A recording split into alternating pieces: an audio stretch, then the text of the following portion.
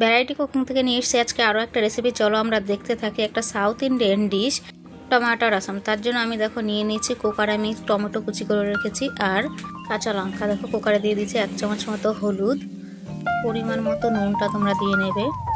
এবার আমি একটু জল দিয়ে এটাকে 4-5টা সিটি লাগিয়ে নেব। দেখো তোমরা দেখতে থাকো। এটা একটা সাউথ ইন্ডিয়ান ডিশ, খেতে খুবই টেস্টি। সাইডে আমি কড়াই গরম করতে বসে দিয়েছি, সেখানে জিরা, ধনিয়া, তিল এটাকে আমি ভালো করে ভেজে নিব। দেখো ভেজে আমি সাইডে রেখে দিয়েছি।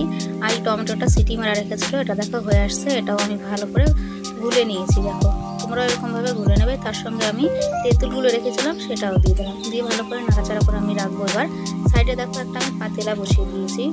দেখো এবার এটা দিয়ে একটা তড়কা মারবো।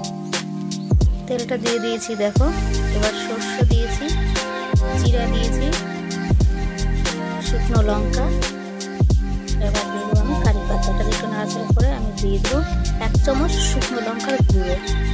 দিয়ে দিয়েছি। দিয়ে আমি যে ঘোলটা করে রেখেছিলাম সেটা আমি এটাতে দিয়ে দেবো। এই দেখো এটাকে ভালো করে আমি ফুটিয়ে নেব। 4 থেকে 5 মিনিট ভালো করে ফুটবে।